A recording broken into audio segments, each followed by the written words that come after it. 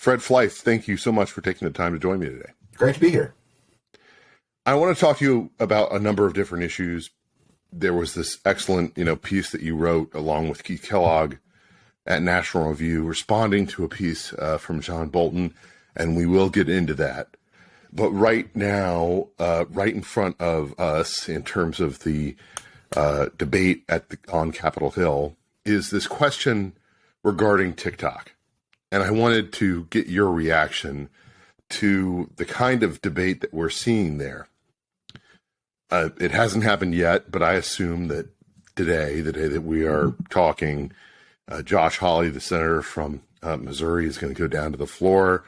He will ask for unanimous consent for his bill, his 5-page bill introduced by Ken Buck on the House side that bans TikTok.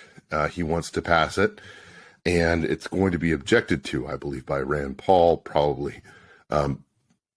TikTok is on the devices of millions of Americans. It's used, it's interacted with by them in many ways. I'm sure you saw the hearing that happened with their CEO, one that it was widely derided as being a real, failure on their part. What's the America First perspective on TikTok and how the government ought to respond to it in a responsible way that doesn't conflict with our own constitutional values? It's a good question, because I don't think we should propose lightly the idea that the government should shut down what is basically a public forum. But in this instance, there's substantial information that a hostile power is using it to collect data against the United States, to push propaganda. And I think we saw this during the hearing when the TikTok CEO, when he was asked whether the Chinese Communist Party has collected information or attempted to collect private information on Americans, he said, "I've seen no evidence of that." Now, the answer Congress was looking for was, well, no, or that couldn't happen. I can assure you that didn't happen. And then he was asked, is it true that they have suppressed information of the oppression of the Uyghurs and the Chinese Communist Party and the crackdown on Hong Kong? And he said no. Well, those statements just aren't true. And I think, frankly, that hearing was such a catastrophe. Even the liberal Democrats who want to support TikTok, even they had to condemn him. So I know where Senator Paul's coming from, but I think on this instance, this software really has to be banned. The thing that really frustrates me about this conversation is it's an example of where America's enemies use our own, enlightenment-based, freedom-based, constitutional-based approach to gain access to our markets and try to manipulate people in ways that are really disturbing. I mean, I'm thinking about this, more long-term. It's like, if we allow communist China to have this type of footprint over our media conversation, and TikTok is a media company, let's be clear about that, in terms of the way that they approach things, it's totally warping the kind of normal conversation that we would have as Americans. This doesn't take place in, kind of an isolated black box. It's our enemies, America's enemies, and I do believe China is an enemy, not even an adversary, but an enemy. Invading us, using our, freedom-loving laws against us in order to try to manipulate our people, and, at least according to a lot of social science research, manipulating a lot of our young people in ways that are intending to damage us as a society. How do we push back against that without losing the values that we care very much about, that come from the Constitution, from our founders, from, the idea that we ought to have free speech in America? Well, I think we have to aggressively put forward the case that platforms like this really are a threat to the security of our country, and also make the point that this platform is available in China in a very censored form, a very measured form that promotes China, promotes education. Children can't be on it for very long. And all these platforms like Fox News and CNN and Twitter, they're not available in China. Everything is censored. They don't have the ability to go online to see what's going on in the rest of the world. Yet the Chinese Communist Party freely manipulates and takes advantage of the Western media to undermine our security and freedom and to promote China. And look, the Iranians do this, the Russians do this. Our enemies know we have a free system. They're happy to use it, but they won't duplicate it at home. Mm-hmm. So, Fred, you wrote what I thought was a very excellent response to Ambassador Bolton. Obviously, someone who I have my own gripes with in terms of his policy perspective, at National Review, pushing back against the idea that an America First approach to foreign policy under President Trump was something that actually diminished us as a nation. Personally, I think that, the foreign policy shift that has happened is one of the most beneficial things that has come out of the last decade within, Republican circles, the circles of the right, et cetera. I am very much opposed to the idea of utopianism as being the animating force of our designs on the Middle East, for example. Tell me a little bit about what you think is going on there. There is this foreign policy blob that, absorbs so much of the Washington conversation and, efforts so much a diminishment of anyone who wants to criticize its obvious failures. You have been on the receiving end of that, I know.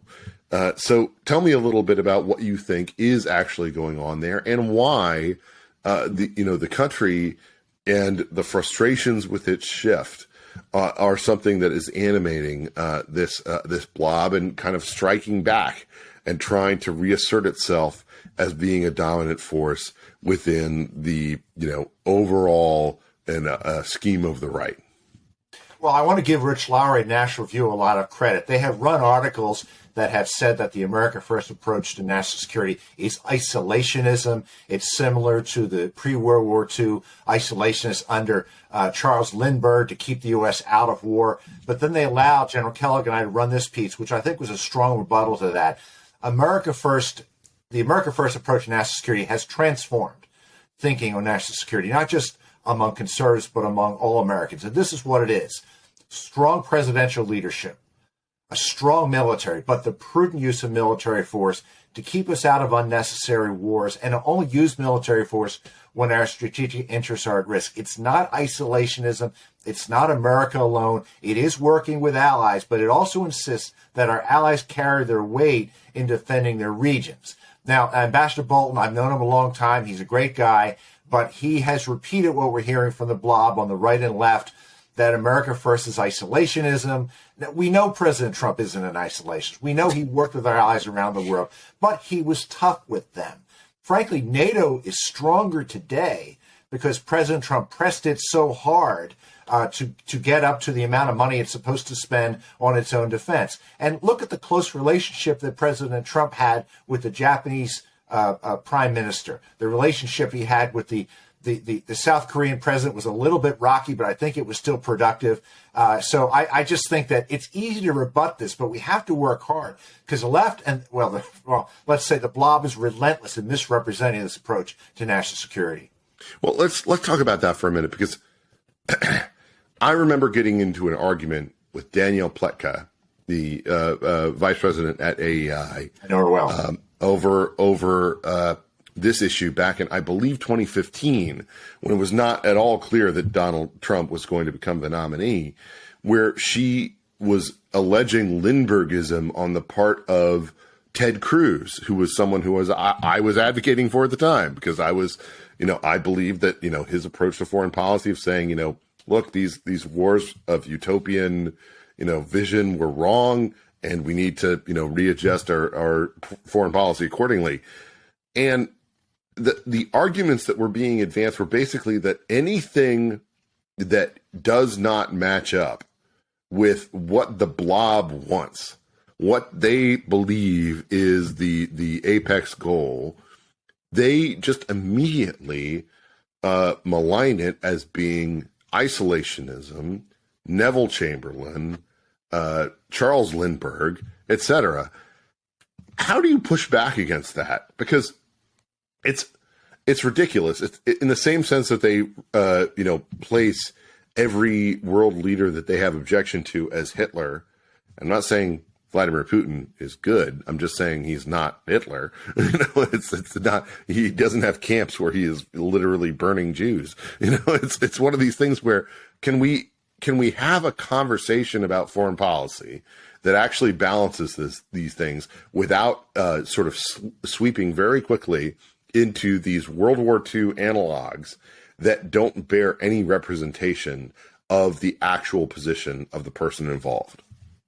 I think one of the most telling things we heard during the Biden presidency on his national security strategy was when he went to Europe and French President Macron welcomed him back to the European club. Well, President Trump's approach to national security rejected that. He rejected the European club, the United Nations, these global elitists, these globalists who would like to see the U.S. sign treaties like the Paris Climate Accord and other agreements that are great for the globalists, they're great for other countries, but they're bad for the American worker, they're bad for our economy, they're bad for our country. We can't be using our troops for nation building any longer or to change governments. We have problems here at home. And I think that's a message that's going to resonate. The elitists will never believe that. They're going to keep throwing isolationists around. But look, we have so many good examples of why this works and what the American people want. So look, Danielle Pletka, I love her. She's great. I've known her a long time. But on this issue, I just think she's dead wrong. I think that there's so many people who don't understand the nature of why we have the foreign policies that we do. They believe that, it seems like it's at a remove from the people that they elect. They try to elect people who will push back against that foreign policy blob, but then, they feel like they either get compromised or, there are other influences at play. How could we shift to a foreign policy that is more representative of the American people and their interests? Well, let's talk about Trump's decision to move the U.S. Embassy to Jerusalem. Now, lots of presidents have said they're going to do that, but once they get into office...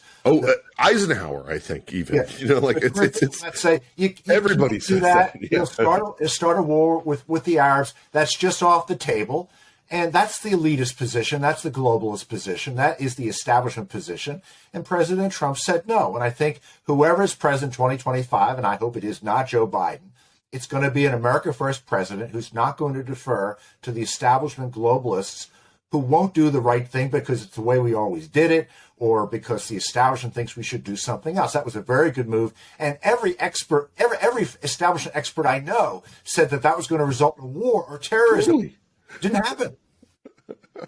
It was amazing how much it didn't happen in the sense that they predicted it just solidly. It's obvious there's going to be massive backlash to this, and then none of it happened. And it was like, well, maybe you should question your priors if something like this goes down and you don't have the result that you're expecting. I am very concerned, as I'm sure you are, about the ramifications of the increased aggressiveness of China toward Taiwan. How can we properly support them in this moment? How can we also make sure that China is reluctant to engage in the kind of activity that it's telegraphing? And, make sure that Taiwan knows they will also have to do this for themselves in a certain sense. This is not something where Americans are ripe to put our troops on the ground or American lives at stake to defend an island that they really don't know about. But clearly, the idea that China is going to, control ultimately, the shipping lanes, the transfer of products around the globe, the, ability that they would have if they took Taiwan would be very much to the detriment of America and the West. What should we be doing right now? It's really astounding to see how much more unstable the world is right now than it was 2 years ago. And that's because of this administration. It's because of President Biden's weakness, his unserious foreign policy that makes climate change the main priority. Did you hear John Kerry say the other day, we have to meet with the Chinese and the Russians to talk about climate change? Well, I think there's some other things going on in the world right now. Putin putting tactical nuclear weapons in Belarus, what's going on with Taiwan. But China's been an existential threat for a long time. It's so much worse now because it sees an opportunity. It sees a weak American president. It sees an unserious foreign policy. And that's why it has stepped up its threats to Taiwan. And it worries me that there could be an attack before this president leaves office. Right now, experts tell me that China probably couldn't prevail in such an invasion. We have to give Taiwan the weapons it needs to hold off the Chinese so they'll think twice before going. But the ultimate solution is we have to have a competent president with a strong America First foreign policy, and we're going to have some dangerous times until we get one. Let's talk about Ukraine for a moment. The situation there is one that I think has unfortunately been colored in an inaccurate way in American political dynamics. First off, I would say I agree with everyone who says we shouldn't be giving them a blank check. This is not a situation where we should be sending them money without understanding where it's going. Number two, though, I actually like proxy wars. Fred, you're allowed to disagree with me here. Proxy wars where Americans don't die, but where we're paying for something that actually diminishes an adversary, from my perspective at least, is a good thing. But I don't believe that we have the wherewithal within this administration or the understanding of the Russians within this administration to bring this to a close in a way that would be beneficial for the West, for the European Union, for everyone involved. What should we be doing differently to get to that point? Because I think most Americans, Democrat or Republican, whether they have skepticism about Ukraine or not, they want to get to the point where we end this war, and they don't want to see a point where that involves Vladimir Putin and the Russians just running roughshod. I said earlier what an America First approach to national security is and not putting our troops at risk. I don't think an endless proxy war is consistent with an America First approach to national security either. Of course not. We're running down our military arsenal. We're creating a situation that could lead to escalation. It could lead to the use of nuclear weapons. I support giving Ukraine the weapons it needs right now to stop a Russian offensive, to push them back, pressure Putin to come to the negotiating table. But realistically, I don't think Ukraine's going to get back most of its territory. I wish that wasn't the case. I'd like to see a ceasefire, and we will discuss the territorial issues over time. But I think Ukraine will lose a protracted war of attrition. I think that's where Europe is going. And it worries me right now that this administration won't even talk about a ceasefire. It won't put forward a peace plan. Its solution is simply throw weapons there endlessly, thinking somehow that will allow Ukraine to win. That is not going to work. Do you believe that we need to dramatically step up the creation of munitions that apparently have been, just boiled through when it comes to this Ukraine conflict in a way that apparently seems to have been unexpected? No, absolutely. And there are many instances of that. There's concerns that missiles that we want to send to Taiwan aren't available right now. They're not available for our use if we had to use them somewhere. These are complicated. There's advanced electronics in these missiles. So, if that hasn't been done, I hope that starts soon. Fred, I know you're someone who takes American foreign policy very seriously. It's the focus of your career. It's what you've worked on. I personally feel like American foreign policy, especially on the right, has been relatively out of touch since the end of the Cold War. They don't really know kind of how to adjudicate the different challenges that they're dealing with.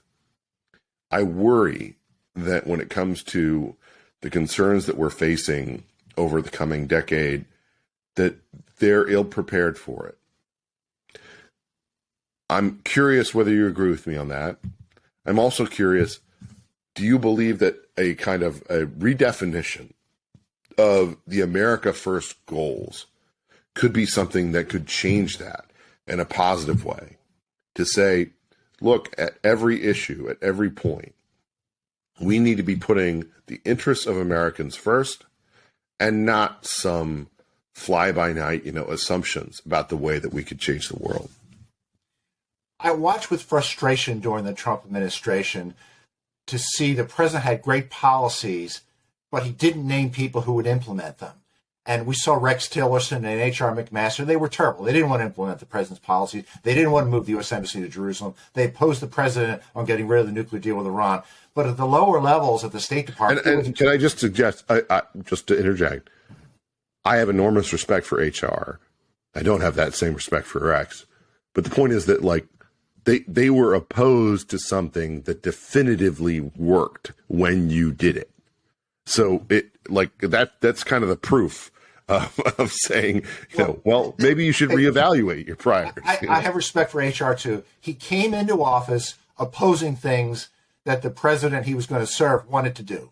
Yeah. So he shouldn't have taken the job. I think there's a lot of people. No, I understand that. Yeah. But this is a bigger problem at lower levels of the State Department, the Defense Department, the National Security Council. We didn't bring in people who were prepared to implement the president's policies, and the permanent bureaucracy, we didn't get control of. So the America First Policy Institute, we have an aggressive program right now to get the people ready to staff the next administration on day one. We're even talking about how can people get cleared quickly? What documents will they need to get a security clearance? How can they get through Senate confirmation? How will we staff these agencies?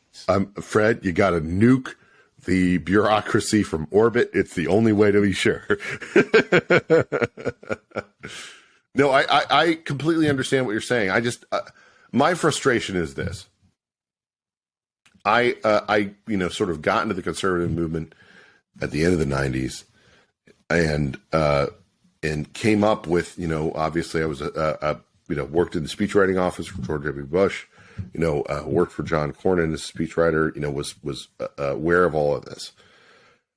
And the concern that I have is that we are still seeing the cement of these people who were early adopters of a neocon agenda. Yes. In the early 2000s. They still are here. They're still tops of the list for advisors for various people. And it's like, no, you got these things wrong.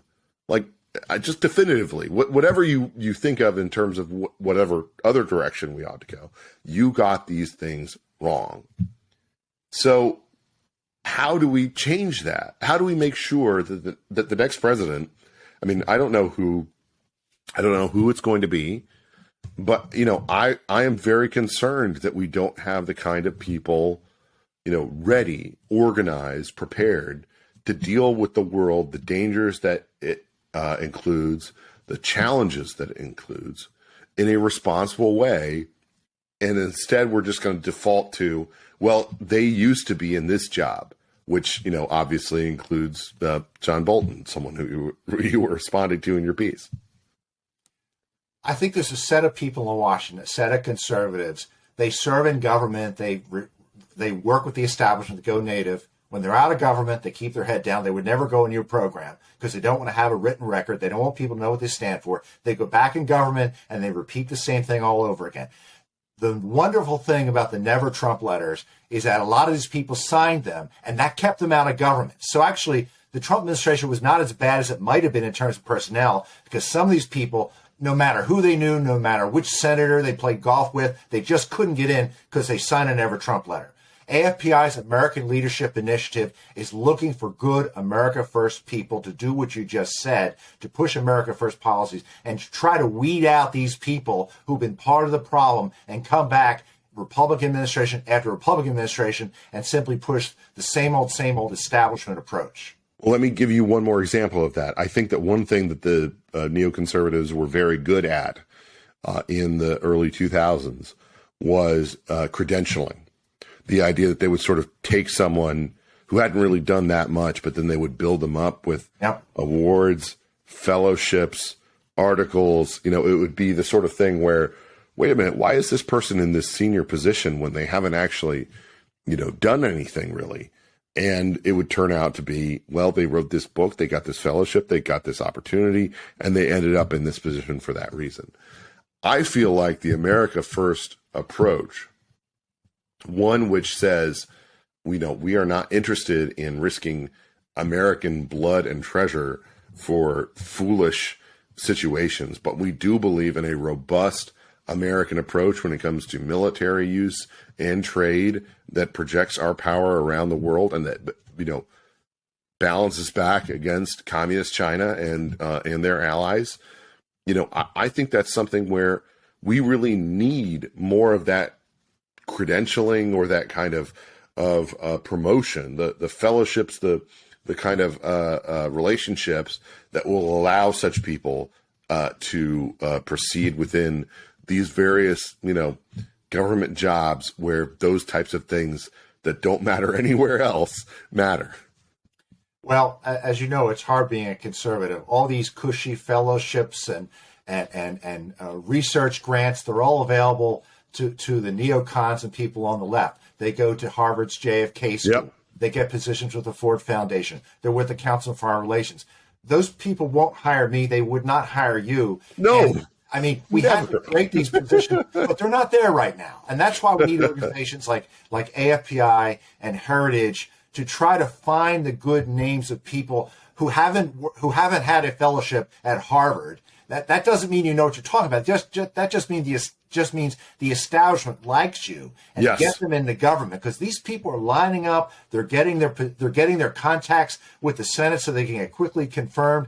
But I'll tell you, I think AFPI is wise to this, and I'm hoping we can make a difference on it. Last question for you, Fred. I look back at sort of the history of Republican foreign policy, and I try to find different people who are, interesting thinkers, people who have, perspectives on things that are not, necessarily what you would expect.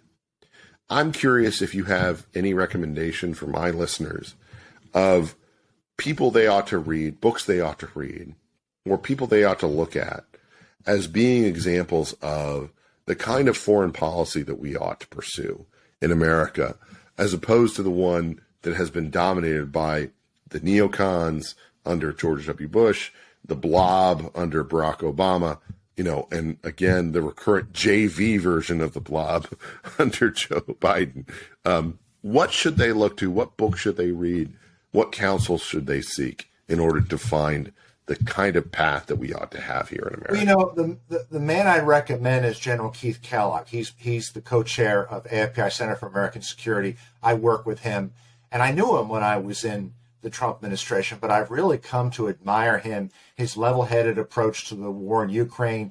And I think as a 3-star general, for him to advocate what America First means. And look, if you're a general, you know what war means. You don't want unnecessary wars. You want to keep us out of wars. To hear him argue this, he wrote a great memoir on his time in the White House. I would advise your listeners and readers to check it out. He would be the guy I'd recommend they look into. Fred, thank you so much for taking the time to join me today. It's always a pleasure to talk to you. Great to be here. Thanks.